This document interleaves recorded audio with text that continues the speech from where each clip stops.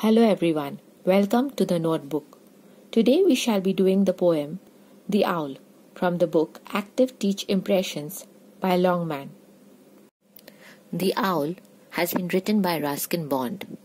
Ruskin Bond is a renowned Indian writer whose books are loved by both children and adults. He lives in Landor, Missouri, India. The Indian Council for Child Education has recognized his role in the growth of children's literature in India. The Blue Umbrella, A Flight of Pigeons, and Ranji's Wonderful Bat are some of his famous stories. He has been awarded both the Padma Shri and the Padma Bhushan. Now let us read the poem The Owl. The Owl. At night, when all is still, the forest sentinel glides slightly across the hill and perches in an old pine tree. A friendly presence his. No harm can come from night-bird on the prowl.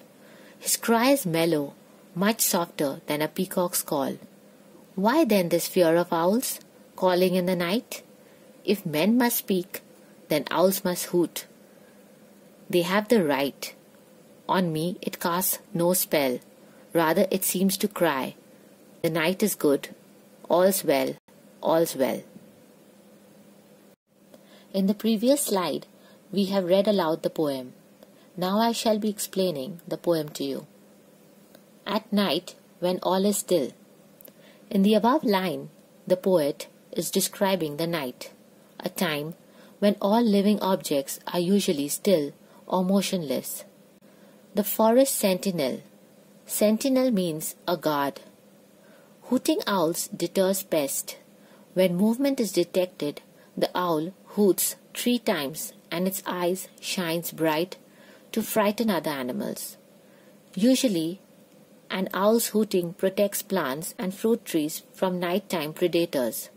Therefore, it is being called the forest sentinel. Glides slightly across the hill. Glides means to move smoothly.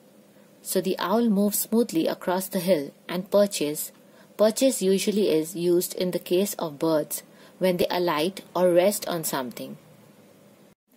So here the owl sits on an old pine tree. The poet uses the phrase old pine tree, perhaps to denote familiarity. Anything old is usually familiar. Friendly presence his. Here the poet is trying to say that the owl's presence is friendly. It is not unknown to the forest, to its creatures, to the trees. They are all well acquainted with the owl. No harm can come from the night bird on the prowl. In these 2 above lines, the poet is stating that the bird is harmless. On the prowl means moving quietly while hunting. His cry is mellow, much softer than a peacock's call. Mellow means soft and pleasant. In these above lines, the poet is comparing the owl's hooting to the peacock's scream, and he is stating that the hoot is much softer than the latter. Why then this fear of owls calling in the night? Owls are seen as harbingers or messengers of death across Africa, Middle East, and among some Native American tribes. In the above lines, the poet is questioning the fear of owls. Next, the poet goes on to justify the hooting of owls, as he says, if men must speak, then owls must hoot. They have the right, like a person has the freedom of speech. Similarly, owls have the freedom to hoot. On me, it casts no spell.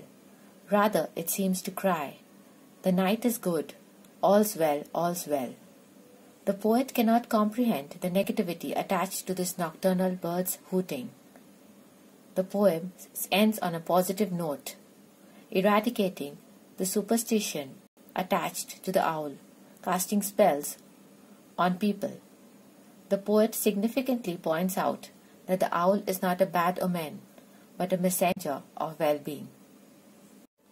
Now I move on to answering questions from the poem. The first question. Why is the owl called the forest sentinel? The answer. The owl is called the forest sentinel because it guards the forests, plants, and fruit trees from nighttime predators by hooting. The next question. When does an owl glide and perch itself on a tree? The answer. At night, when all is quiet and motionless, the owl glides across a hill and perches on a tree. Question number 3. Is the owl a harmless bird? Which lines in the poem tells you that? The answer to that is, a friendly presence his.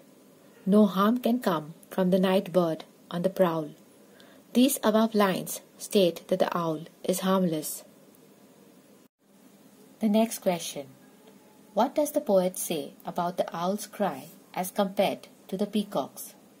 The answer to that is, the poet states that the owl's cry is much softer than the peacock's. Question number 5. Is the poet afraid of the owl's call? Which lines tells you so? The answer to that is, no, the poet is not afraid of the owl's call.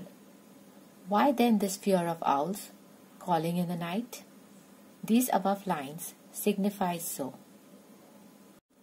Question number 6. What right do owls have according to the poet?